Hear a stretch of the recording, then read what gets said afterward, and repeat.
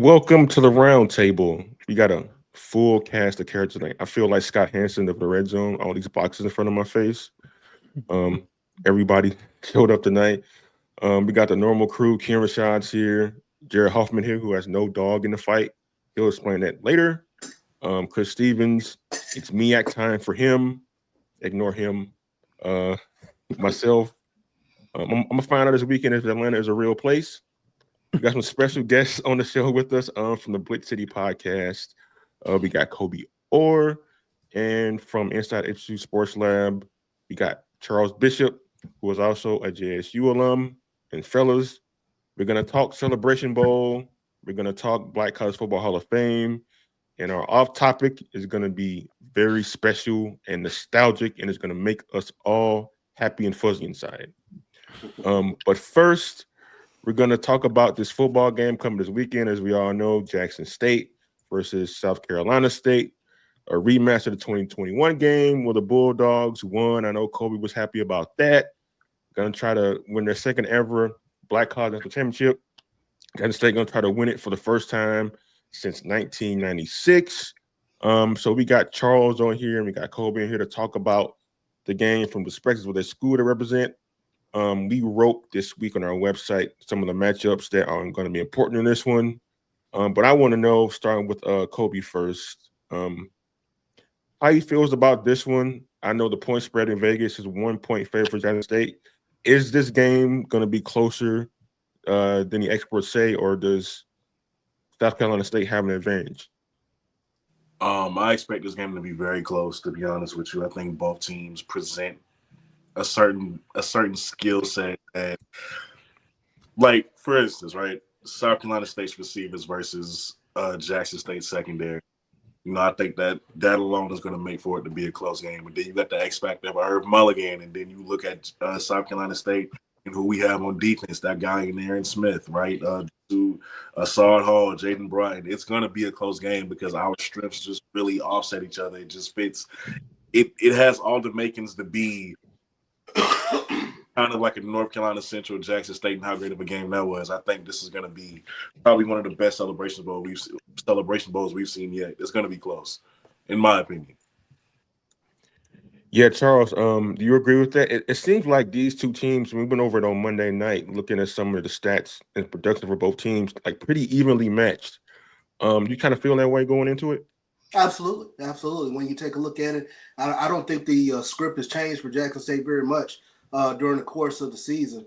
And the question comes to, can they run the football? I've said for a while now, Jackson State is sort of this SWAC team masquerading as a MEAC team. I mean, they are a physical bunch. So I think that's what it comes down to. It comes down to who's going to win the trenches. And we know these teams kind of offset each other in that regards because they're so similar. But I mean, can Irv Mulligan get off and that create some explosion plays for Jackson State? So that's going to be one of the things that I'm really paying attention to in this game.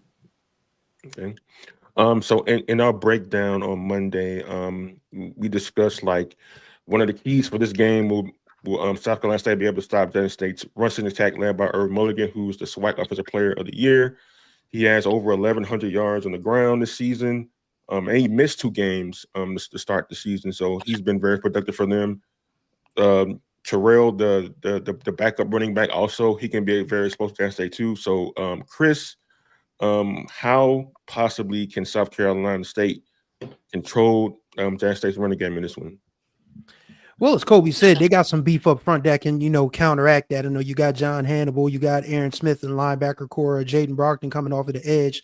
So this is really going to be a battle of the trenches. And the last time these two teams played in the Celebration Bowl, Jackson State looked kind of overwhelmed in some respects. And that South Carolina State team in 21 doesn't have near the beef that this South Carolina State team does now. So I feel like if Jackson State's going to have a chance in this game, they're definitely going to have to control the line of scrimmage. And for Mulligan to get off, they're going to have to clear blocks, make sure they hold their assignments and just keep track of everybody on that South Carolina State front seven, or even, in the back half of that defensive backfield, because they do run a lot of those, stunts from here to eternity. So, that Jackson State front line, that Jackson State offensive line, they have the key assignment for me in this game. If they can keep South Carolina State from, plugging the gaps and chasing their quarterbacks, then they have a really good chance to win this game. Yeah, the one game JSU nearly lost at the end of the season, Alabama State, where they held them as a team to under 100 yards rushing. It was the worst performance of Irv Mulligan's season so far. He had 66 yards rushing against a really good Alabama State defense. Coby, who are some of the guys on that South Carolina State defense that can cause JSU some problems? So definitely Aaron Smith. I think he's the obvious pick, but you look at a guy like Jaden Jones, who supports Aaron at that linebacker spot. Jaden has been phenomenal for us this season. You love his build, you love his athleticism. He can be a pro. I also think who is coming up? What's his name? His name eludes me. So I'll say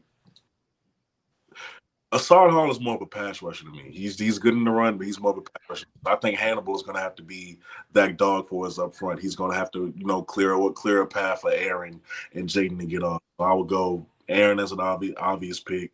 Jaden for sure. I think between him, Zan Dunham, and Aiden Weber, that linebacker position, those guys are going to have to, give support to that to Aaron. But Hannibal, Aaron, and Jaden, those three should be the three guys that should cause problems for Jackson State.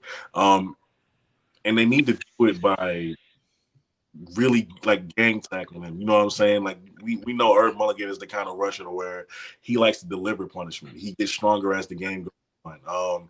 He's more dangerous with every carry that he gets. So you kind of need to make sure that you bring him down on initial contact. Otherwise, those legs will keep turning and he'll keep getting those 5, 6, 7 yard carries, and that could cause problems for us. So luckily for us that we do prioritize gang tackling. I think we do that. We're able to contain Irv. I think we'll be fine as far as containing that run game for Jackson State. Yeah, Southern did do that in the first half for the championship game last weekend, where they held Jackson State to 3 points until they scored at the end of the half. And Irv Mulligan had a couple of nice runs, but for most of it was held in check until the second half when they had like over 20 yards rushing and 4 rushing touchdowns. So that's going to be a key component. But Jared Hoffman, what X factors do you kind of see in this one, since these teams are so evenly matched, that might decide this one? I think it'll come down to South Carolina State's passing game against Jackson State's secondary. I think Jackson State has an excellent secondary that is full of ball hawks. Robert McDaniel, Kevrick Wiggins, and Asias Guthrie. Those guys, they know how to track the ball. And South Carolina State has a very elite passing game. First of all, has it been confirmed that Eric Phoenix will be playing in this game? Without any restrictions? They haven't confirmed. Well, we expect him to be. Okay, so that and that in itself is important. That obviously, as Chris alluded to, I believe it was last show. The last time we saw Eric Phoenix, he was on the sideline with a walking boot. So it'll be interesting to see what his mobility is like, how if he's able to make plays, whether it be with his arm or with his feet, and how he's going to attack the secondary of Jackson State. Also, as we've already pointed out, Jackson State's run game against South Carolina State's defensive line, how the Jackson State offensive line is going to be able to open up holes for Irv Mulligan against Assad Hall, against Jaden Brogdon, against Aaron Miller, against those guys who are so physical on that South Carolina State defensive line. I think those two are the two matchups that I'm looking for that could potentially decide this game. Yeah, Kieran Shah, what will you have your eye on this ball game on Saturday afternoon? Man, look, I'm not going to sit up here and pretend and get all academic and X's and O's like you guys. I have no dog in this fight, like Jared says. Okay? I have no dog in this fight. All I know is I'm tired of the damn SWAC losing this damn game. Plain and simple. Yes, I understand. FAMU won last year, but I told you, it don't feel right because FAMU still got that MEAC residue on them. So it ain't the same. Jackson State is OG. They know what this is about. So all I want to hear is from the PA announcer, Mulligan on the carry, pick up a 6, 2nd down and 4. 2nd down. Mulligan on the carry, pick up a 7, 1st down, Tigers. Mulligan on the carry, pick up a 15. Touchdown, Jackson State, Irv Mulligan. That's all I want to hear. Period. I'm a swag guy. No offense, Coby. No offense whatsoever.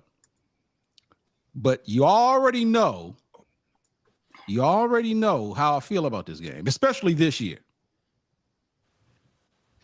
You guys, you MEAC coaches, y'all get together, y'all plot, and y'all have pizza, and y'all say y'all need to watch out for this player. Y'all need to watch out this player. Y'all literally have conference calls on this, man. 3 weeks to prepare on this. It makes sound like a conspiracy or something. So what? It makes sound like a conspiracy theory or something. Well, given the way this is lining up right now, I am justified in coming up with a conspiracy argument. But I'm not going there yet. So I just want to make it clear. Jackson State, you got to do this, okay? You got to do this for the SWAC. No disrespect, FAMU, but Jackson State is OG. Alcorn couldn't get it done. But this is SWAC Unity Day, okay? SWAC Unity Day. Power to the SWAC. The $1 million question I have is, and I know we can go back to the 2021 Celebration Bowl. South Carolina State was a more physical team. But how has this South Carolina State team changed from the 2023 version? Obviously, there's been a coaching change, Eric Phoenix at quarterback, but from a trenches standpoint, Jackson State was able to do what they wanted to do in that football game. So I'm curious, Coby, just in terms of looking at South Carolina State, how much have they changed from last year's iteration of South Carolina State? A lot better, actually. I think we're a lot better protecting the quarterback than we were last year. Eric Phoenix has all day, a lot of the time, and he has all season. Now, Eric will run out of the pocket because, maybe he doesn't like what he sees downfield, and, he gets a little fancy. He likes to extend it, but we're a lot better in that sense. Probably some of the best I've seen. Nate Taste has, developed into the guy that we knew he would be. Eric Brown developed into the guy that we knew he would be. The running game has kind of fallen off within the past couple of weeks, but that's because of injuries and everything like that. But this is a much better group up front. I think Coach Goddard got those guys in line because we weren't playing to the potential. Absolutely right. They did whatever they wanted to do. We weren't playing to the potential that we were capable of with such an experienced group of offensive linemen. But this year is different, man. A lot more talent around. You get a lot more confident. You believe a little bit more. The guy behind you and the leader of the offense, and you'd be surprised what that'll do for a group. So yeah, man, we protecting the quarterback a lot better. They finally playing up to their potential. I think that's what it is. Coby, let me ask you this real quick. Mm-hmm. Go back to day one when it was announced that Shinnis Berry was going to be the new head coach. Mm-hmm. Keep it real with me. Mm-hmm. Did you expect this year to be what we're experiencing now? Did you expect this type of productivity, and did you expect South Carolina State's football team to be in this position when Shinnis Berry was announced as the head coach? I didn't expect them to be in the Celebration Bowl, right? I expected us to be competitive because I wasn't one of those people who looked at the Division II talent and said, what are they going to do? You know what I'm saying? I saw these kids up front. I saw Caden Hyde. I seen what he did at Benedict. I was never one of those guys who were like, what is he going to do here? Skill position, we've seen guys in the past D2 come up to D1 and make an impact. So I was very excited. I thought we were going to be competitive with Morgan. I thought we were going to be competitive with Howard. I just was very hesitant on North Carolina State. I said, we got to wait to see with that. You know, I didn't expect this to be in the Celebration Bowl, but I thought we'd have a really good season this year, and it'd set us up for next season. Did not expect this, but me as far as everyone else, we were happy when they announced Coach Barry, because that's our guy. We wanted him from the jump. So we were very excited. We expected to be competitive. We expected to win a few games that people think that we shouldn't. We didn't expect this. This is crazy. Yeah, I mean, considering North Carolina Central was a favorite along with Howard, it maybe seemed like going into it, South Carolina State was maybe a couple of years away from getting to this point, especially after like how 2023 ended and the transition from Buddy Pugh to the new coach. When did you like realistically expect, Coby, for this ball club to actually compete in the MEAC after Buddy Pugh retired? You said what now? I said, when did you expect South Carolina State to compete in the MEAC realistically after Buddy Pugh retired? I expected it. Well, last year was just such an uncharacteristic year for the program. The only thing I went into this season looking for was just for us to actually care. Like I felt like we didn't care the last season.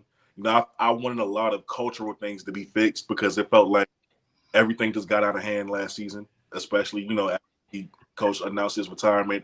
It felt like, you know, we were losing control and things were falling off the wheel. So coming into this season, I'm like, okay, well, we got order now. We got a lot of young talent. I think we got the perfect blend. I just expect to be competitive. I ain't trying to see no 60-point hung on us by North Carolina Central. All right, I'm not that. I just wanted us to be competitive. I wanted us to pull a few games out and just to set ourselves up for the next season. That's where I felt like we should have been at. That's where I thought we were at. I had always had faith in that. But when we started pulling these games out, when we went into Georgia Southern, and were as feisty as we were, that's when I knew, like, oh, this might be something. Yeah, kind of similar question to you, Charles. I know last season's TC's first year went 7-4, second most wins in the SWAC last season. This year picked to finish third in the SWAC East, behind Alabama State and FAMU. When did you know that Jackson State, hey, this team can actually, you know, win the East and make a run at the SWAC title? That's a very interesting question. I've had a lot of talks with TC, and I know the type of coach that he is. So I always felt confident that when given his opportunity, he was going to do everything within his power to get Jackson State or to keep Jackson State at the top, especially post prime. I think two things can be true. I think, you know, I give him so much credit for the way he's fashioned this roster. When you take a look at what the roster was in 21 and 22, I mean, there was legitimate FBS guys playing on the FCS level. And we saw that, especially when those guys, you know, went in various directions. 10 went to Colorado, a few others went to Louisville and some other places. But just the way he's fashioned this roster, that's kind of changed the paradigm, and it sort of looks back. It looks like sort of the mid to late '80s Jackson State teams going into the '90s. That's part of like the DNA of Jackson State football. Very physical offensive lines, defensive lines. Always had a running back that, you know, dotted the I back in the day with the, you know, with the I formation, but always a downhill runner. And that's what Irv Mulligan is. Irv Mulligan reminds me so much of Destry Wright, of Carl Blue, of guys who would get the ball 7 yards deep or so and come downhill with force. And you see that with this offensive line, you know, that they really are a physical bunch. And I think that's the thing that's really jumped out for me this past year in terms of just looking at them and the way they look, kind of have that similar feel to some of those 80s, 90s teams. Yeah, you're right about the line, Charles. Looking it up, the line has only allowed 13 sacks this season of quarterbacks. And in 2021 and 2022, when they were really, really good and very talented on offense, they allowed a lot of sacks. Shadur Sanders got hit a lot, especially in the Celebration Bowl against North Carolina Central and South Carolina State. But it seems now that TC Taylor's recruiting job He's got a lot of really good offensive linemen who really prioritize protecting the quarterback, and that has reduced the number of turnovers, obviously. Maybe fewer big plays because they don't throw the ball around similarly to they did a couple of years ago, but at the same time, they're able to run the football and control the game that way. So that's kind of why they've been able to regain so quickly from the 2022 team that lost all those players to the transfer portal. So, yeah, from that standpoint, I always say, like, whoever wins this game is going to win a line of scrimmage, and 6 times it's been a MEAC team. And definitely, like, the best team with the offensive line is definitely going to win this football game. But Chris, what other factors do you see in this game that could determine the outcome of it? Is it what we talked about with line play, with the running games, or what do you see from that standpoint? I think what's going to be interesting is that whichever team gets off to the faster start, they have to keep the foot on the neck, because both of these teams have shown a resiliency this year. Jackson State fell behind a couple of times. They were able to, walk some teams down. They recently just walked Southern down in the SWAC championship game. South Carolina State, came back and beat Tennessee Tech at the and that was a fun game to watch. I was watching that on ESPN Plus, crossing my fingers, praying that kicker would miss the field goal. And when that thing went wide right, I was celebrating as hard as Chinnis was. So, both of these teams, they have resiliency, they have a propensity to, come back. So whoever, if one team takes a 10 to 14 point lead, they can't get comfortable, because football is a 60-minute game, and both of these teams are built for the long haul. So I feel like that's going to be the key, is that neither teams have to have what Trey Oliver, who recently played in this game a couple years ago, said you have to have a thermostat mentality. Can't get too high, can't get too low. You got to stay, even. So I feel like that's going to be the key for both squads on Saturday. Mm-hmm. Yeah, Coby, and noticing South Carolina State they play really fast on both sides of the football, especially on offense, especially like when Eric Phoenix is healthy and really going, he's got the offense moving with up-tempo play. Is that going to be a key to wearing down a really good Jackson State defensive line? Yes, it's going to have to be, because that's just something that we do well when we're in rhythm. He's 7, he gets a couple passes going. He's looking to hurry things up. He starts getting everybody to the line.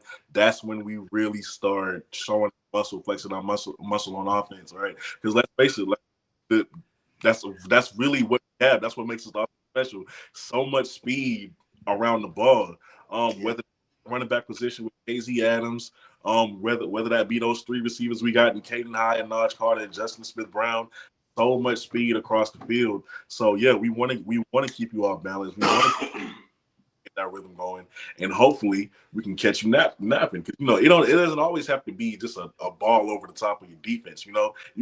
One missed tackle away, you're gonna hear the band play. It's a lot of speed. So you got to keep that up tempo pace going.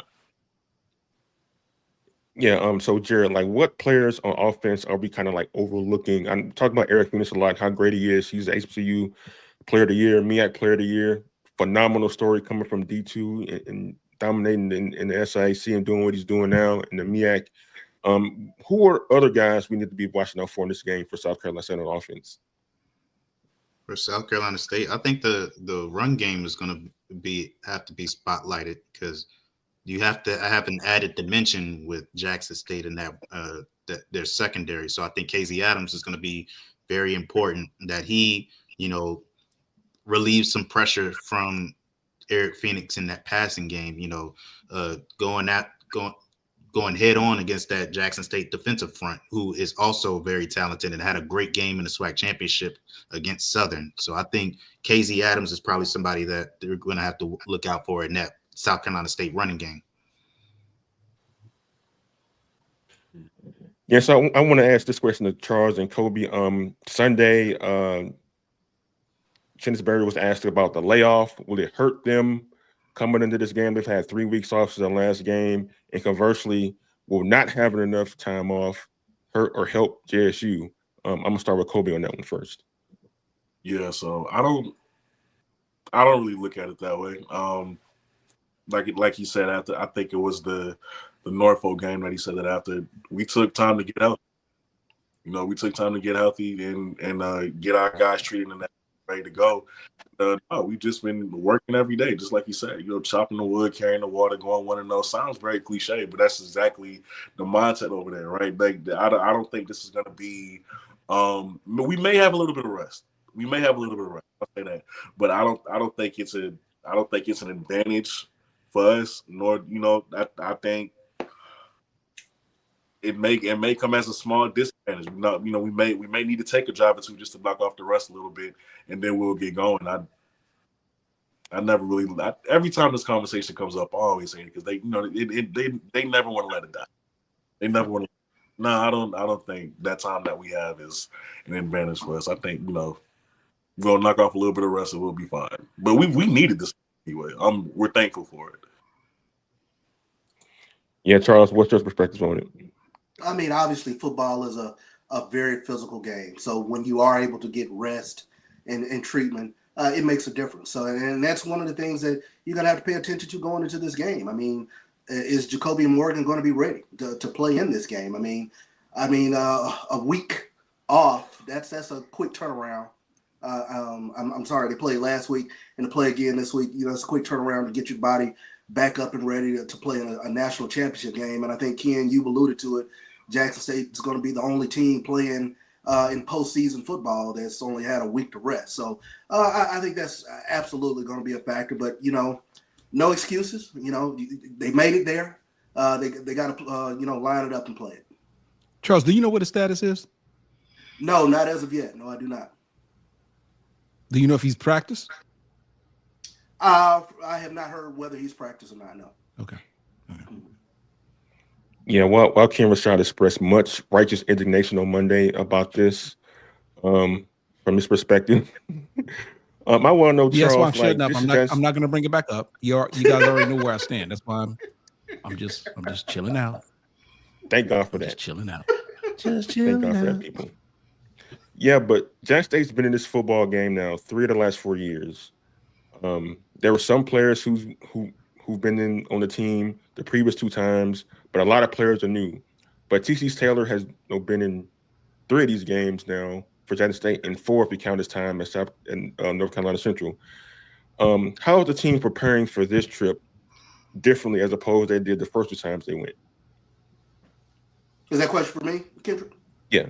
Oh, I mean, I think it's business as usual. I think TC has done a tremendous job of not letting this team get not too up, not too down, or whatever the case might be. But I think it's business as usual in terms of their preparation. One of the things I've marveled at all season is especially the way they make adjustments after halftime. I think that's been a storyline that we don't touch on enough. But I mean, after halftime, I think they've held teams scoreless like in 4 of the last 6 games. That teams have only scored, I think, 13 points or something to that effect in the second half of ball game. So whatever they're saying at halftime, whatever they're doing at halftime, they're pushing all the right buttons. So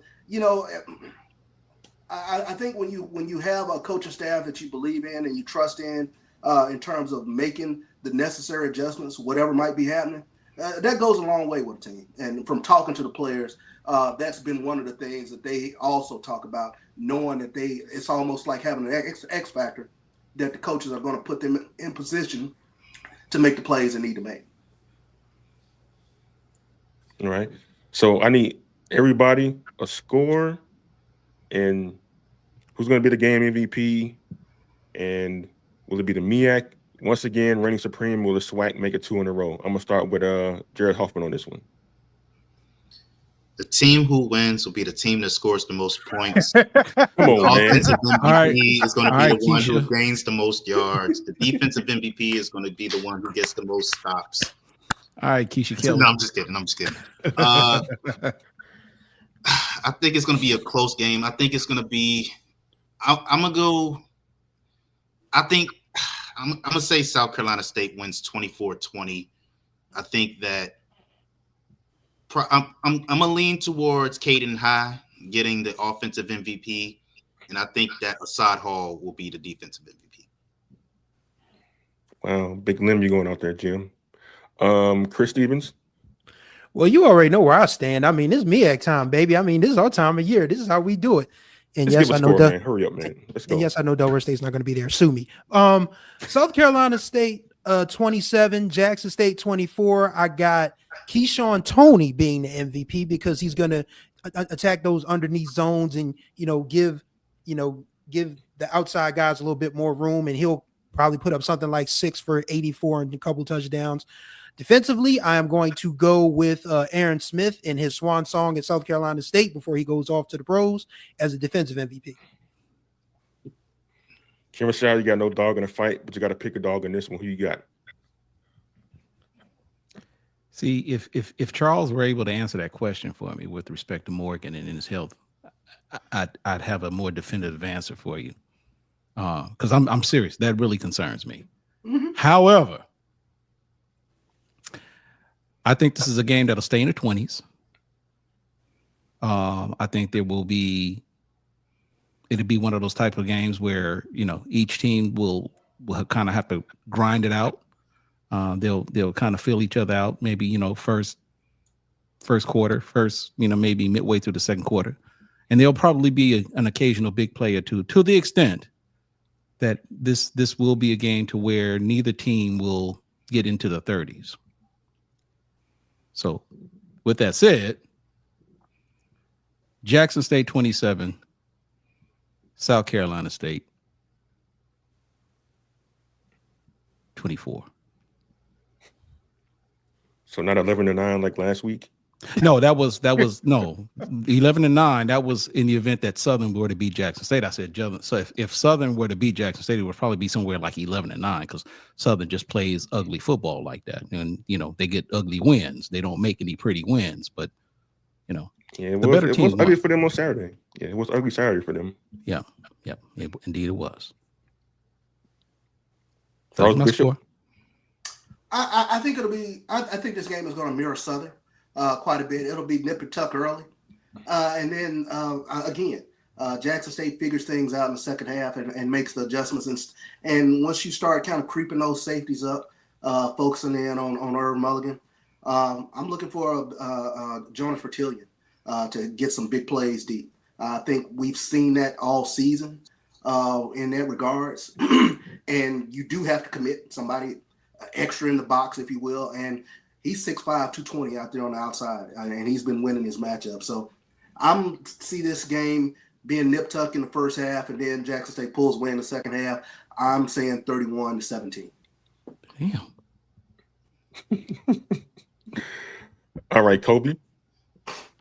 I'm gonna go South Carolina State 28-24.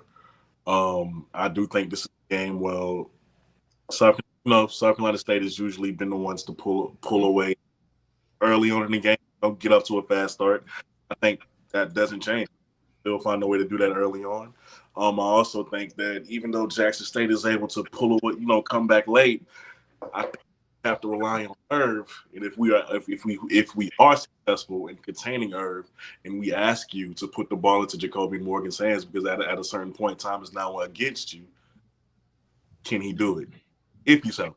That's a great point. Also, Jonas Vertillion is a person that I'm a big fan of, number one. But we have a guy named Gerard Washington who we didn't even know was going to be our top corner coming into the season, but he's been absolutely phenomenal. I think back-to-back weeks with pick sixes. He's been not totally 6'5" like Johannes, but he is. There's my 6'1", 6'2". He is a good size corner. We asked him to lock up North Carolina Central's top wide receiver during that big matchup, and he was able to. So he's phenomenal this season. So if we have to bring up guys, I'll look for him to go against Johannes. I'll look for that to be a great battle. So yeah, I think South Carolina State 28-24. I think we do what we love to do, getting out to a fast start early, and I think we're able to maintain it. Not saying it's going to be easy, but I think we'll be able to maintain. If especially if we can get Jackson State where they have to put the ball in Jacoby Morgan's hands. To your point, Coby, I think you're right, because I've said all season there's a magic number of pass attempts, whether it's Jacoby Morgan or whoever's playing quarterback for Jackson State. If I see it over a certain number, I'm a little worried. So I think the more pass attempts, I'm like, uh-oh. But, if the pass attempt stays somewhere, 18-22, I'm okay. Yeah, like I'm concerned about the Jackson State center being able to snap the ball, because several times on Saturday. There were so many low snaps. Coby and Morgan looked like a shortstop back there trying to catch the ball at certain points. I'm like, man, can we snap the ball correctly? They're gonna have to work on that. Yeah, well, but hope do that before Saturday. Yeah, but I got JSU winning this one in a close one, 21-17. I think it's going to be a very competitive game throughout. I think, like you said, Charles, is going to be kind of like low scoring in the first half. They're going to pick up a little bit second half. And Jackson State, their defense, as they've done all season, is going to turn it up in the second half and kind of hold the fort down until the offense gets going. I think the MVP is going to be Coby and Morgan. I don't know why his name just popped in my mouth, but I think like he's kind of being like, I won't say disrespected, but like not accounted for in a lot of his analysis. He was second all SWAT second team quarterback, by the way. So he's no slouch out there. He is a dual threat quarterback. He can beat you with his arm and his leg. So I think he's going to make a play or two that's going to win this football game. So that's what I'm saying. I may be wrong, but that's what I think. So on to the next topic. Let me just conclude this segment by saying this one thing. J-State. Because J-State and the people of J-State, those are my friends. We are family. You poke me, I poke you. You know, I talk a little smack, you talk a little smack back.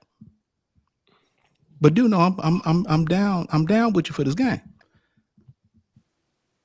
But you know what's going to happen if you lose. Of course. Right? I'm just saying. Of course. Oh, Mercy, don't lose this game. Okay. Yeah, I think that's something all Jackson State fans know. Brother Kerry, look, man, I got nothing but love for you, brother. You know that. I'm just saying. You know how we roll.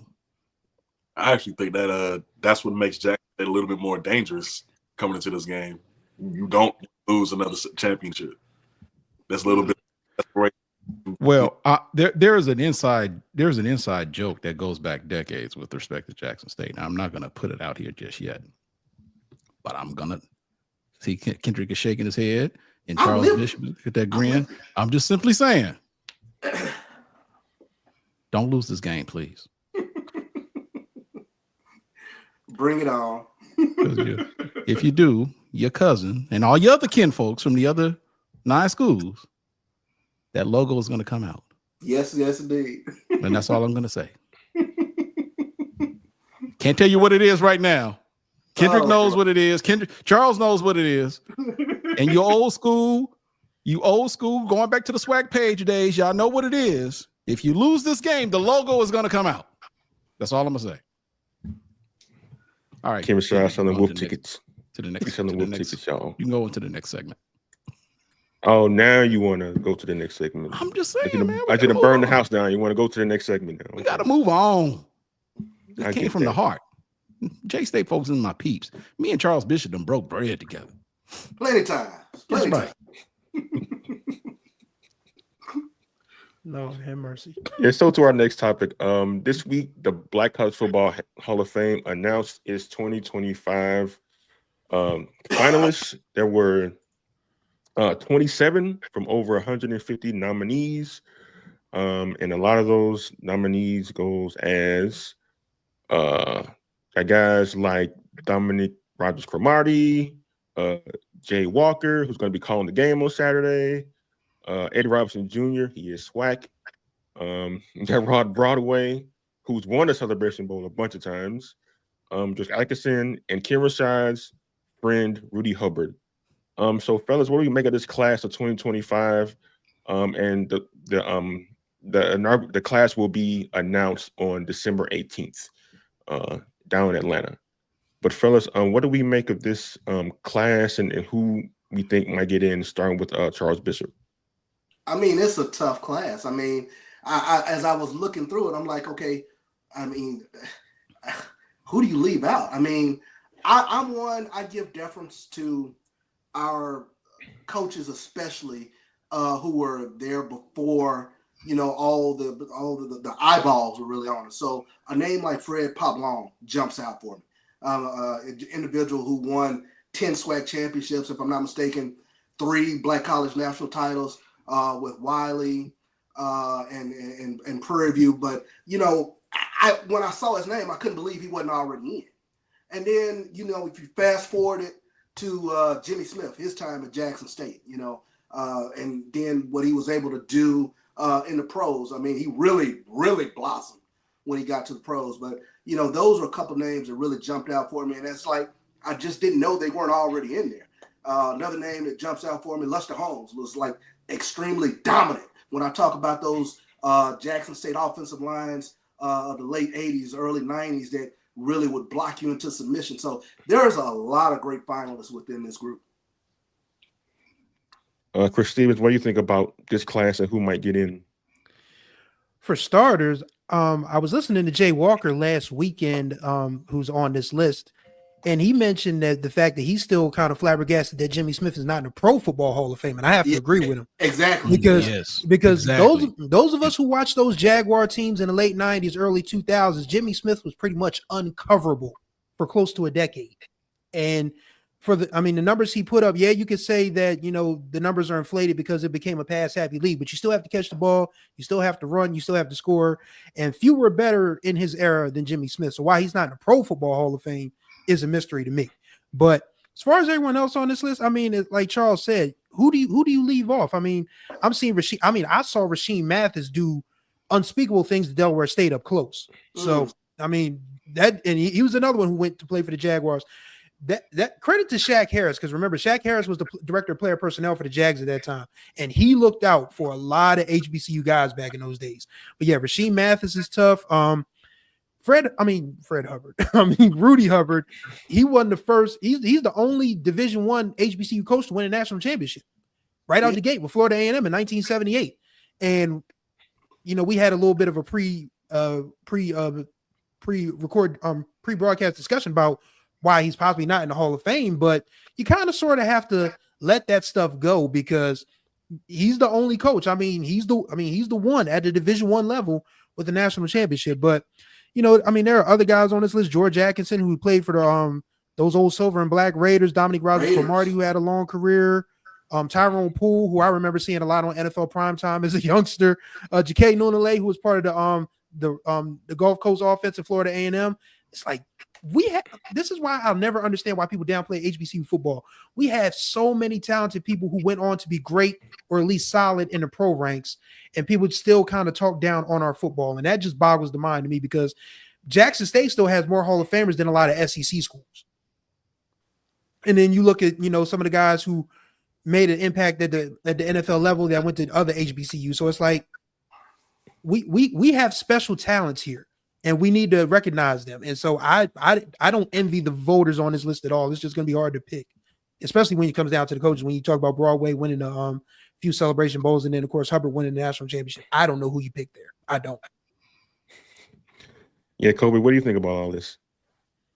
All right, so check this out. I'm a young guy. All right, I'm taking y'all where the late ever watched, earliest I've ever watched HBCU football was Bruce Eugene. That was my guy. I haven't went back on that, so he ain't in this class. So I'm looking at these names. I only recognize a couple of them. So I'm really just here to listen to y'all for this one. I don't know. I don't want to say something and make the wrong decision or say some crazy answer. So I'm deferring to y'all on this one. All right, Jared Hoffman, you kind of like around Kobe's age. You have the appreciation of these folks on this list? Yeah, there's a couple of names. I think, first of all, it's very interesting that we have 2 Howard quarterbacks that are finalists for this list, and Jay Walker and Ted White. So I'm curious to see who gets in on that one. A lot of people will think that's a no-brainer based on one person's dominance in the MEAC and how he led Howard to the MEAC title and what was their first and what would end up being their one for the last 30 years until they won it outright 30 years later. But I'm curious to see if Tyrone Poole gets in. I'm a huge fan of Tyrone Poole. But as Chris alluded to, I'm curious to see Rob Broadway and Rudy Hubbard, who gets in out of those two, because it's only been a couple of years that we've had 2 head coaches get in, and both of those guys have extraordinary resumes. You know, Rod Broadway obviously had more of a sustained level of success, you know, more consistent level of success in HBCU football than Rudy Hubbard, but you can't beat being the only head coach that has won an FCS national championship at an HBCU. So that's kind of going to be a tough decision for voters to see, you know, which one of those guys get in. But other than that, I would love to see Rashawn Mathis get in. I would love to see George Atkinson get in, as Chris said that, you know, as part of those 70s Raiders teams with John Madden and the other coach, I forget his name. But yeah, that's a couple of things that I'm looking at. And Dominique Rodgers-Cromartie, who is one of the more recent NFL success stories, you know, out of this list, carved out a underrated NFL career, and yeah, it would be great to see him get in. So those are just a couple of things that stick out to me. Chemistry, I have appreciation of a lot of these names on this list, especially Rudy Hubbard. What do you make of the class, and like, who do you think ultimately gets in? So first of all, what's the final? How many are they going to allow in? Do we know? Let me check on that. Is it not the top vote getters? Is there a set number of individuals that they're going to let in? It's a good question. Because I don't know. Okay, so because I don't know if there is one. I'm gonna just simply say this: you better not leave Rudy. First of all, everybody on here is justified in being finalists. Nobody argues that. But if you're gonna have to cut somebody, you better not cut Rudy Hubbard, and you better not cut Rod Broadway. Now, Rudy Hubbard, look, just put them both in here. Rudy Hubbard, look, is the person responsible for the only FCS or national championship that an HBCU currently has right now with the NCAA. Rudy Hubbard is responsible for that. There was an interview that Rudy Hubbard had previously, about 2 years ago.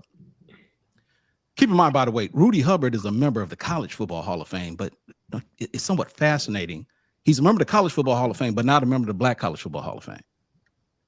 And Rudy went into great detail during that interview, indicating why that likely was, because according to him, and I'm going to just put it out there, he said that it was likely due, according to him, to some shenanigans that Shaq Harris and Doug Williams had with him in terms of certain things they wanted him to do and certain things that they did, you know, that he didn't necessarily do. And because he didn't necessarily do some of the things that they asked of him, he thought that kind of left him off the list. And then yet the College Football Hall of Fame goes ahead and recognizes him for his efforts because, according to Rudy, you got in your feelings because he didn't do exactly the things that you asked of him. That's according to Rudy. That's not me saying that. He said that during the interview. And as far as Rod Broadway, it goes, I mean, look, if you want to go ahead and just change the name of the Celebration Bowl to the Rod Broadway Bowl, you would be justified in doing so. Rod Broadway literally, from the time he became a head coach, I'll never forget when he became the head coach in North Carolina Central. True story. North Carolina Central travels to Baton Rouge. And North Carolina Central went and they tapped Southern's ass and beat them like they stole something. Because that's exactly what happened. Remember? Somebody broke in North Carolina Central's locker room and stole their stuff. Y'all didn't know about that, huh? No. North Carolina Central went back. Wow. And somebody broke into their locker room, stole some of the stuff. Thus, North Carolina Central tapped that ass like Southern stole something, because they literally did. That win is what literally catapulted, and that put Rod Broadway's name like, okay. And as soon as the opportunity came, became the coach at Grambling. So he won at Central, he won at Grambling, he won at A&T, he stayed at A&T, he won in the Celebration Bowl after he wasn't necessarily for the Celebration Bowl, but then realized, oh yeah, we definitely need to make the Celebration Bowl. And if you want to call it the Rod Broadway Celebration Bowl, you be justified in doing so. So no matter what you do, no matter what the finalists are, you better include Rod Broadway and Rudy Hubbard. Everybody else, you got to cut, but you got to include Rod Broadway and Rudy Hubbard. And I'm done. Yeah, I agree with the Rudy Hubbard and Rod Broadway takes. I mean, Rod Broadway has won everywhere he's been, including at Grambling where he won the Black National Championship. This was like was it the coach after Eddie Robinson directly, or the second coach after Eddie Robinson? Who, Broadway? Yeah, second coach. Same coach, yeah. And he came in when after Grambling had I'm sorry. He was actually the third because it was Doug Williams, and then there was Melvin Spears. Melvin Spears, yeah. So then Rod Broadway. Yes, he's won everywhere. He's been in, even he's been sought after by FBS schools to be head coaches at that level. Rudy Hubbard, as we mentioned before, the first Black college coach to win the FCS national title, or back then it was called Division I AA. I remember Jimmy Smith playing for the Jaguars. He was a great player back then. I wasn't around when he was at Jackson State, but yeah, like he should get in. It's going to be very difficult for the panel to decide who gets in. I'm doing some research. It seemed like between 2023 and 2021, between like 8 and like 6 inductees were actually placed in the Hall of Fame. I don't know what the number is going to be for this year, but that number should definitely be higher, whatever number it is. I mean, it's a phenomenal group, because I'm looking at Mike Holmes from Texas Southern, Jerome Barkham, John Theory at Alcorn was an unbelievable linebacker, and that translated to the pros in Chicago. But this is going to be a tough group to cut. Yeah, real tough group to cut. I mean, it's always just like the wealth of just Black college football talent is very rich throughout its history, and it permeates in the NFL. And so we always talk about in this program a lot, like how, like, to the mainstream, Black college athletics, whether it's football, or basketball, whatever sport it is, seems to be underappreciated. But let everybody know, a lot of great athletes came from Black colleges. And just talking about how hard it is for these athletes to get into the Black College Football Hall of Fame just tells you like how great a lot of these players and coaches were back in the day. And so moving right along to our third topic, we're going to get into former Jackson State quarterback Shadur Sanders, who is likely going to be the more pick in the NFL draft. He just missed out on being the Heisman finalist, but I think like his teammate Travis Hunter, also a JSU product, kind of like split the vote with him. So he was, despite the fact of him being the best quarterback in the country, he's not going to be in the ceremony. But anyway, so on his podcast, everybody has a podcast, including us. They think everybody's got one. He was recently asked a question of who was the toughest competition you faced while in college, and this is his response. Who was the hardest and most competitive college team you played against? I don't know, bro. I can't say, because Southern. No, Alcorn was hard. Alcorn was really challenging. Oh, you came back HBCU days. Yeah, Alcorn was challenging. It was tough. Alabama State was too. Before they had 2 good corners. So you shot. So what do we make of that? This kid, played in the SWAC. Now he plays in a Power 4 conference in the Big 12. He played in the Pac-12, now the Pac-2, against teams like USC, UCLA. Shout out to Cameron Stroud on that one. Some really good football teams at that level. But he says like the toughest competition he faced was in the SWAC. Like, what does this say about Black college football, that the more pick in the draft in April says like he was most challenged at HBCU level, starting with Coby? I mean, that's where he started at. We shouldn't be surprised when he came in. He wasn't exactly welcomed with open arms. But in terms of other teams, everybody thought it was daddy ball. He had to go out and prove himself. People weren't giving him anything. And then he came out and he had to earn that respect. I mean, do we not remember the Southern game where he threw that prayer to Malachi Wadman? Do we like he earned his respect. He enjoyed his time there. Even with that whole, these little small schools like Southern comment, we now know he really actually respect Southern, and the challenges that they put him through. It just shows like this is where he developed that. This is where he has his memories of. And I still think they would have, they would have preferred to stay had their dad not gotten the opportunity, but you got to follow your father.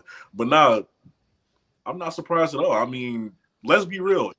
If you go on any social media, right, any social media site where they're highlighting HBCU football, you'll see all the comments about how, the MEAC or the SWAC is like the worst conference in college football, blah, blah, blah. But as soon as one of these kids hit the portal, these Power 4, Power 5 schools are ready to pick them up. It can't go both ways. It cannot go both ways. If we're one of the worst, if we have one of the worst talents, when these kids hit the portal, why are you jumping in these DMs before they can even announce it themselves? Why are you offering these kids? We know what it is. Just like you alluded to earlier, Chris, like this is one of the we have a rich history of great talent at HBCU. Okay. And we don't necessarily get the credit that we do when it comes to finding these kids, because by the time they reach the age where they're eligible for the NFL draft, they most likely moved on to bigger schools. So they don't necessarily, you don't get the credit when you find these kids and develop them before they go to these big schools. HBCUs have been doing this. This isn't new. Yeah, Charles, you were up close to the Shadur Sanders experience at Jackson State and saw his early development there. What do you make of kind of his perspective on his time there and the teams you played against? I think first and foremost, his preparation was second to none. So he always respected the competition. And people have asked me, especially with regards to he and Prime being at Jackson State, their film room preparation was just unbelievable. I mean, coming back post-practice, going over news notes and things of that nature in terms of what they're going to see week in, week out, their preparation was unbelievable. So the fact that he still references the fact that he put in that time, that work in terms of maturing as a quarterback during that time, it speaks volumes about who Shadur is. And I know sometimes people kind of get caught with the braggadocio, but their work ethic is unbelievable. So I always give credit to Shadur and what he's alluding to with regards to the talent that was in the SWAC and the HBCU football in general during that time, because he literally burned the midnight oil preparing for teams. Yeah, I mean, I was talking about his work ethic, how that's brought him to where he is right now. He worked down the outseason with Tom Brady. We know how close they are in terms of like that mentor-mentee relationship. So yeah, like it's no surprise like what he's doing, he's been doing so far. So Chris Stevens, what do you make of all this? And Shadur saying like, yeah, like my toughest competition was a bunch of teams that like nobody outside of this world kind of respects. Well, to me, all it says is that we still hold the crown as elite level, athletic institutions. We just don't have the resources to, be seen everywhere. Like I'll say it all the time. I've said it several times before on this program. I mean, I'm the unofficial, history, social justice guy on this program, so I have no problem saying this. So this goes back to when USC went to Alabama and Sam Bam Cunningham, Randall Cunningham's big brother, tore up Paul Bear Bryant's Crimson Tide squad. And Coach Bryant was like, I got to have me some of these Negro boys. And that is when integration really took hold in college football, and that started to, sort of water down the SWAC and eventually the MEAC and the SIAC and everyone else. So we've had dominant football teams in Black college football for generations. I mean, Eddie Robinson's Grambling teams were like the Harlem Globetrotters of college football for a while. They would go play games in New York, Chicago. I think they even played a game in Japan at one point. Japan, yes. And we always have had the talent. We've always have had the teams. We've always have had the aura. These kids today love the word aura. I don't think they understand it, but in this case, it fits. We've had the aura. We've always had that aura in Black college football. And now that you hear it from the number one draft pick's mouth, people can stop talking down on what HBCUs can and cannot do, because if given a shot, like our predecessors were, like in the Walter Payton days, the Willie Gallimore days, folks like that back in the 60s and 70s when they were literally just, tearing teams limb from limb. We could do it again if we had those same fair, equal resources, but we don't have that because of integration. They'll still find a way. They'll try. Yeah, look, it's simple math.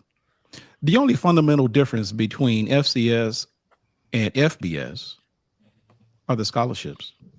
It's just that one has more talent than the other.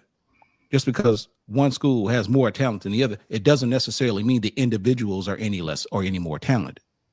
Now granted, they're relative, it's all relative depending on the culture, the coaches, and the overall chemistry of a particular football team. But just because a person plays at Division II or FCS, and we've seen Division II players go on to play in the league, but the only difference is where they're playing. But talent is talent, and sometimes the most talented players that we see, they get overlooked for whatever reason. A lot of it is due, unfortunately, probably to where they're playing. And we have these so-called scouts who are supposedly supposed to have an eye for talent, will drop the ball on Division I players, Power 5 players, who only to realize that once they get to the league, you're like, you can't play worth a damn.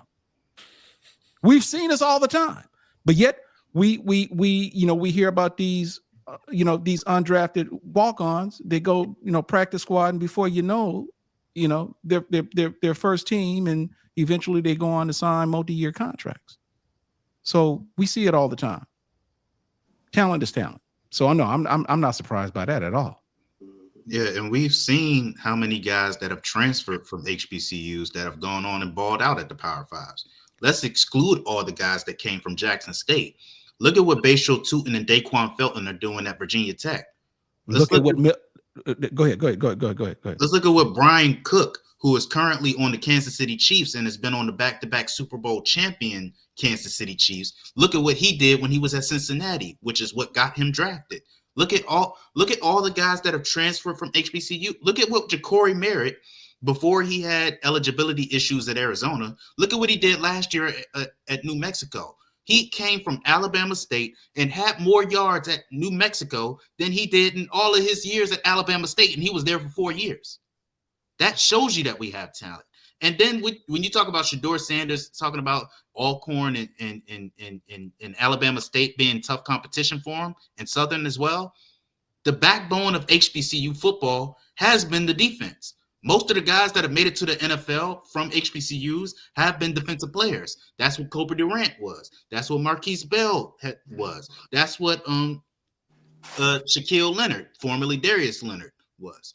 That's been the backbone of our success at HBCUs. So it's no surprise that HBCUs have been the toughest competition for them, because our games are gritty.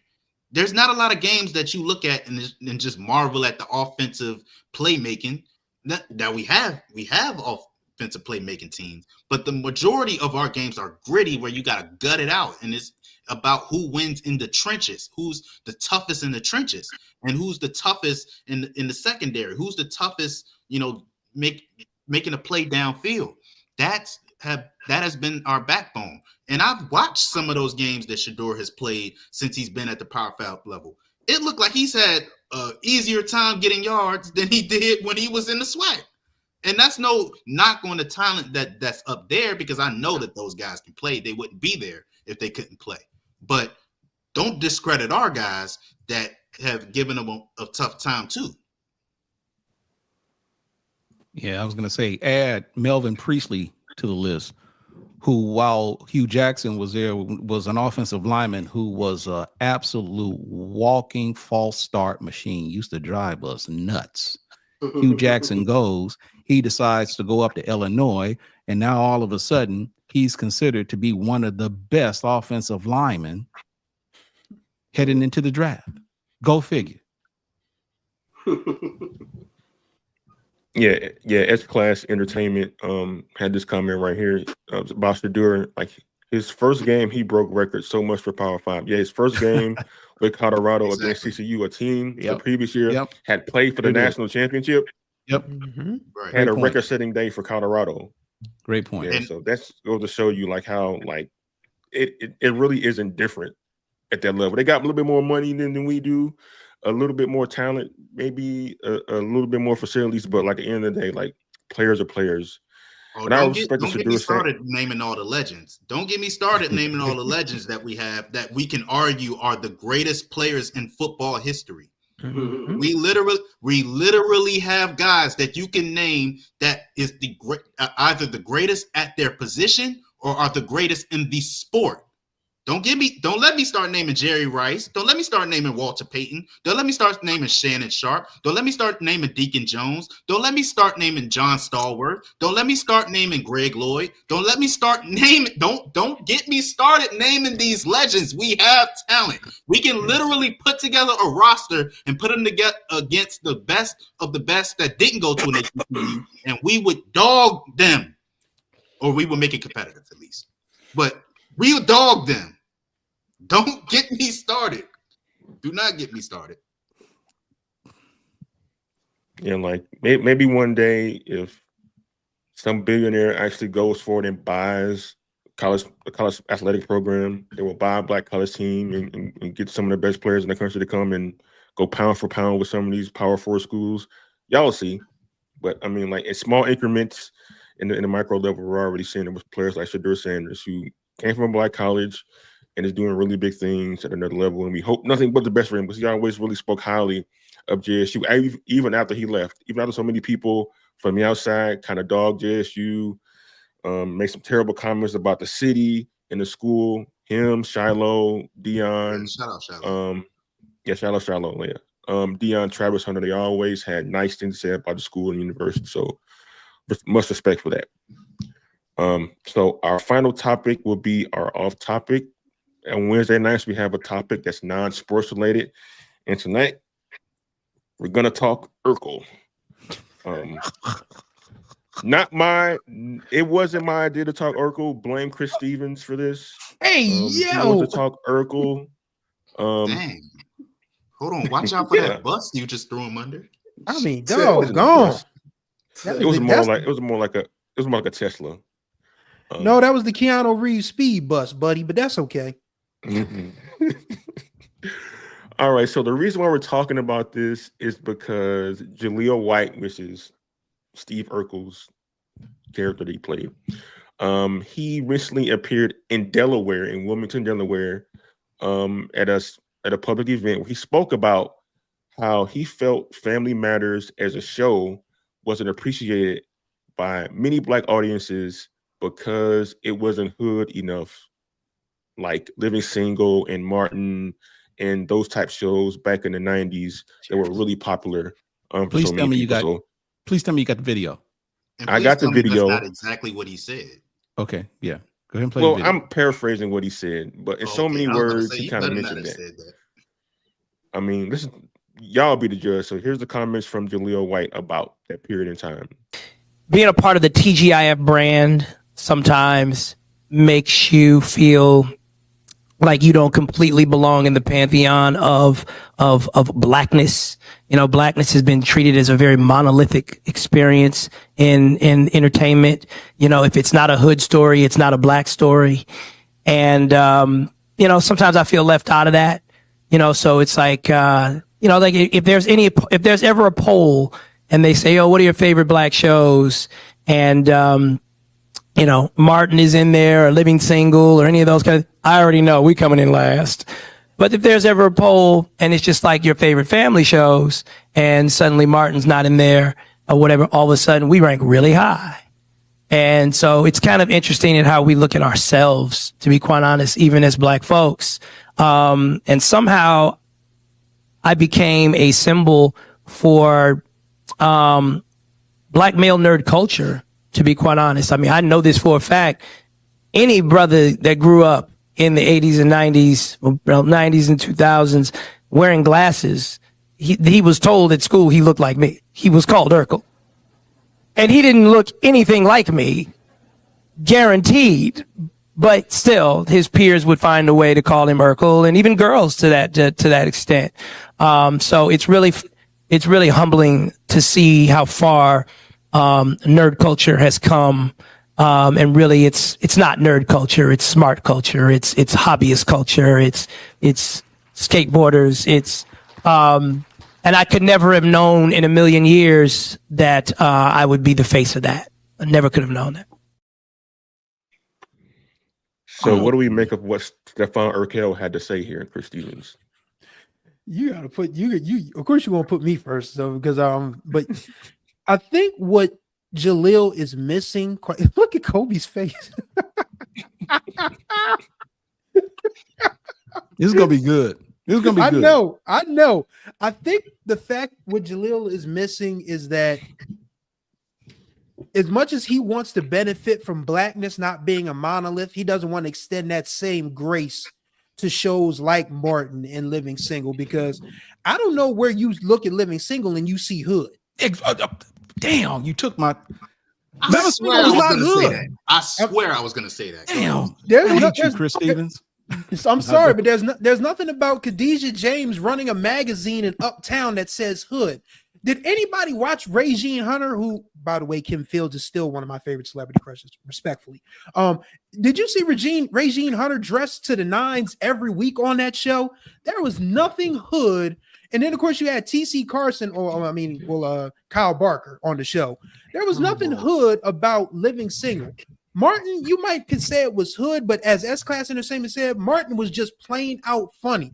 Like, how many times have we seen people talk about the CD player episode where he's messing around with the fake dog or whatever? Like, you can't just, and I think what also Jaleel misses about the nerd culture thing is that a lot of nerds seem to forget that there were other things about them that might have rubbed people the wrong way. Like, for crying out loud, just going from the character of Urkel. This dude literally stalked his next door neighbor for a decade. And I blame her father for that, because you're supposed to be Chicago's finest. Ain't you supposed to go over to his pop's house, knock on the door, and say, next time he come over here, he going down to juvie? That is Carl Winslow's fault. He could have nipped that in the bud from the very first episode. But, I just feel like he just misses the point about blackness not being a monolith, because he wants to be included in that, but he wants to exclude other facets of blackness from that. And I think that's what he's missing and what he's trying to portray. Family Matters, it was a cool show for its time, but if you look back now, it has aged like a raisin in the sun. Word to Langston Hughes. There's nothing about that show that is funny in 2024 like it was funny in 1994, 95. It's just not.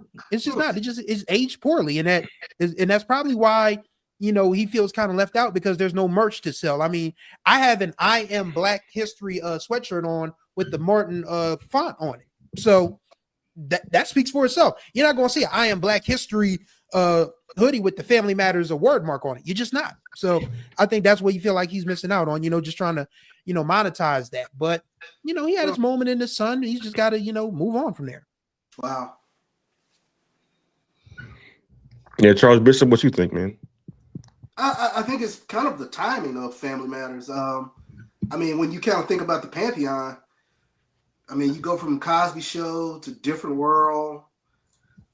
Martin comes along in the early, and then somewhere within that Pantheon, then you get Family Matters. And I don't know, maybe at least for me, the Family Matters being on a Friday night at that time in my life, I wasn't at home watching the TGIF show. So, so for me, it's down up in there somewhere. So I understand where he's, I guess, attempting to go, but it's just, when you stack them up against those shows, I don't know if Family Matters up there. Yeah, Kim Rashad, what do you think about his comments where he mentioned like blackness and kind of how that was kind of thrown in there? Well, I find it amazing that he says that black folks aren't a monolith, but then he acts like as if black folks should be a monolith. I'm gonna be honest with you. I think personally, based upon what he said, I appreciate Family Matters more than he does. Ooh, yeah. Because keep in mind, Family Matters, I think I just looked it up. Family Matters ran for 9 seasons. They had a long run. 9 seasons. And I specifically recall multiple conversations from my childhood to high schools, especially in my younger adult years, how folks were always somewhat, they were cautious about how Black folks were portrayed on television. If we're just going to keep it 100, Family Matters, personally, I appreciated it because, and now you can go in deeper and say, for one, and I'm just assuming here, based upon the subject matter, it was safe. It was very safe. And I'm guessing there weren't any Black writers on the show. And that may be one of the reasons why it isn't necessarily viewed the way we look at shows like The Cosby Show, which, by the way, was not hood and they were nothing but professional and college-educated kids on that show. But Family Matters was, I appreciated it. It didn't necessarily put us in a negative light. We weren't poor. Right. I mean, we being, they weren't poor. They were just everyday working Black folks who just, and a show that was written, a Black nerd. The dude was smart. And, maybe, hell, people going on, did I do that? I think they even made songs. They had damn samples with that mess. Yeah. So, now, granted, for him, he got tight. I think, and now eventually he got typecasted, and no one could really see him for more than what he was. But the fact of the matter is, man, I probably appreciated Family Matters more than it appears that he did. But a show that runs for 9 seasons, and we all know that if we don't know anything else about TV, we know that a show will run as long as the folks will allow it to run, and folks watch the show. Mm-hmm. So, and I'm gonna just keep it like this. Like someone said, Martin was funny, but to be honest with you, I don't necessarily view Martin as being hood. Martin was a marketing executive. His girlfriend was a professional. I mean, dude, they were young individuals. They were young people in the early stages of their life. It wasn't necessarily hood. There's a fine line between hood and just flat out Black culture. And again, it was a sitcom. So yeah, things were going to be just a tad bit exaggerated because it was meant to be exaggerated. But there wasn't necessarily anything hood about Martin. So, I don't know if that was necessarily meant to be a knock or if that hood element was supposed to be something bad. But I mean, you look at Good Times and you look at Martin was nothing like Good Times. Right. Good Times was like, we got to pay the rent. I got a job. They ain't talking about that stuff on Martin. Mm-hmm. It was just Martin was just flat out. It was just about being silly. But they weren't talking about paying the bills. Then, there may have been some situations where we're trying to get up, but Martin was never about, oh, woe is me. Oh, what is we going to do? James. Damn you, James.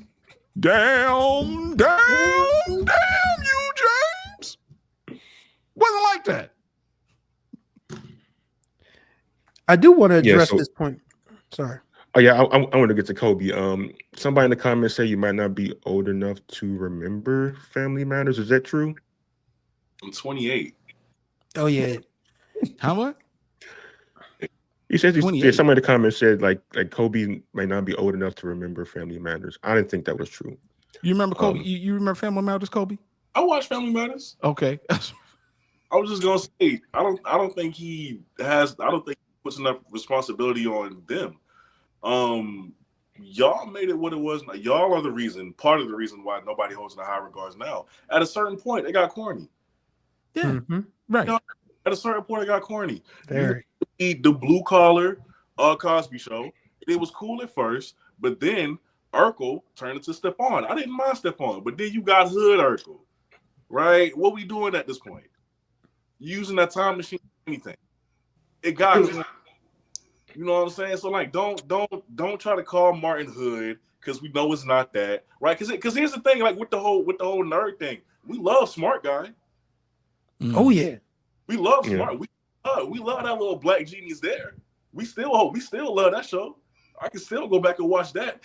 I love them twins too. Problem was y'all. The show got corny.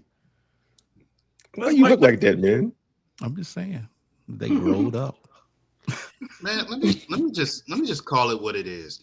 I can name so many shows off the top of my head that I would rather watch than Family Matters. I would rather watch Fresh Prince of Bel-Air over Family Matters. I would rather watch Martin over Family Matters. I would rather watch Living Single over Family Matters. I'd rather watch Jamie Foxx show over Family Matters. I'd rather watch the Wayans brothers over Family Matters. I'd rather watch Blackish over Family Matters. I'd rather watch My Wife and Kids over Family Matters. I'd rather watch Everybody Hates Chris over Family Matters. I'd rather watch A Different World over Family Matters. I would rather watch Sanford and Son over Family Matters. And I've never seen an episode of Sanford and Son, and I know I would rather watch that than Family Matters because Red Fox is on it. What? I'm just kidding. I've seen. I'm about to say. It was a joke. You should have saw Charles Bishop's face. He was like, "It was a joke." My point is, that's 10 off the top of my head. It's not even the best family black show. The Cosby Show is a better family black show. Blackish is a better family black show. My Wife and Kids is a better family black show. Good Times is a better family black show. Sanford and Son is a better family black show. The Jeffersons is a better show. It's so many shows better than Family Matters. It's a good show for what it was, but it hasn't aged well like these other shows that came in the same era as Family Matters. Now, whether whose fault it is or not, it doesn't matter. It's just not better. Steve Harvey Show. I forgot Steve Harvey Show is better than that. Hanging with Mr. Cooper.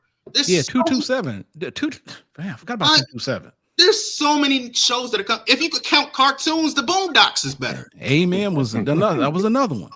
Turn on your light from heaven, Lord. Shoot, Proud Family. That's So Raven. If you want to count kid shows, I'm naming so many shows that are better than Family Matters. I'm sorry, it was a good show. It's not better than the greats. You're not putting it in the all-time great discussion, hood or not. All the people in Living Single had well-paying jobs. What are we talking about here? What? Who has ever watched Living Single and said, "Hey, yo, Sinclair is hood"? What? The Fresh Prince of Bel-Air is literally Will moving out of the hood to Bel-Air. So what are we talking about? Stop trying to make excuses for the fact that your show pales in comparison to the actual great black shows in history. That's what it is. It was corny. It was corny. Yeah. Like, why didn't you stay with Myra? Oh, that was what I wanted to address, Coby, because there was a comment in the chat that I wanted. Let me find it. Because I got a whole theory. I got a whole theory around this. Yeah, Cedric, you got a great point. Laura was fine, but Michelle Thomas, may she rest in peace, aka Myra Monkhouse. Boy. Oh no. Listen. It made sense. Listen. Girl that wanted you. Yes, thank you. You had a girl that wanted you. Thank you. That's who didn't give you drop dead until she finally cared about you. That is so crazy to me. Like, you had this beautiful girl who literally would have who thought you could walk on water, but no, you still want to chase after your neighbor who wouldn't spit on you if you were on fire. This is what a lot of, I mean, if anything, Jaleel White needs to address. He needs to address why they let them people write him like such a sucker. Because why I didn't bring up the Parkers. Because that's the exact same model. Yes. But I'm gonna tell you this. You got one time to tell me that you ain't rocking with me, and there's somebody that looks better than you that does. I'm out. We me and her, we gonna go, we gonna go, and we gonna live our happy lives, and I wish you the best. But Urkel, he just kept on, Michelle Thomas, she was something else. May she rest her soul. All right, I'm done. Moesha, I just named another one that's better than Family Matters. That's another one. Girlfriends. What's happening? That show is okay, overrated. Ken. All right. You're going too far now. We're chatting about what's happening. What's happening? Rerun? Okay, all right. All right. Yeah, you're doing too much. We're Living Color, even though that's a sketch show, but still. In Living Color, some things you couldn't get away with on that show today. But if somebody would throw a bag at the Wayans brothers, they could definitely remake In Living Color today and have the same, impact that it did in the 90s. There are some things that you're going to have to leave out. You can't have Handyman, and you can't have, hello, I'm Blaine Edwards, and I'm Antoine Merriweather, and welcome to Men on Film. No, you can't have that today. You would get in so much trouble for that. But if somebody could, throw a bag at the Wayans brothers and say, there's certain things we can't have you do, but everything else, knock it out, knock yourselves out with In Living Color, it will be just as great today as it was in the 90s. I guarantee it. Somebody say Moesha is not better than Family Matters. Okay, you're tripping. You're tripping. What did the great Senator Ralph Clayton Davis say? The only thing I will say is better in Moesha is Carl Winslow is a much better father. Oh my God. Than Moesha's father. Frank Mitchell was the worst black Frank dad on Mitchell the planet. is a horrible father. That's the only thing that's better on Family Matters than Moesha is Carl Winslow is a much better father. No, a reboot of what? A reboot of Family Matters. Family Matters? No, I don't think nobody. No. Especially not if you're gonna do it the same way you did the original. Absolutely not. 5 episodes, bro. No. Oh well. All right, Kevin Shaw, say the thing you said at the end of the show that helps people donate to us and help pay your exorbitant CEO salary. Okay. So look, guys, you know how we do. Go to hbcusports.com/donate. Make a donation and help support the operation, or you become a level 1 or level 2 supporter by hitting the join button and becoming a member of the HBCU Sports YouTube channel. All right. And you do those things and do it consistently, and we can continue to support Kendrick and his PTO. Lord have mercy. Take All us right, out, we want to thank Coby from the Blitz City Podcast for joining us. Thank you, brother. Appreciate you. Him. Charles Bishop, who's going to be down in Atlanta, Celebration Bowl, covering JSU's championship celebration after the game is over. Looking forward to that. I'm Kendrick. That's Chris Stevens. Hope the MEAC loses. MEAC gang. Jared Hoffman, no dog in a fight, but he better root for the SWAC. Do not let us bring out the logo. We'll see y'all next week. Do not let us bring out the logo. I know, right?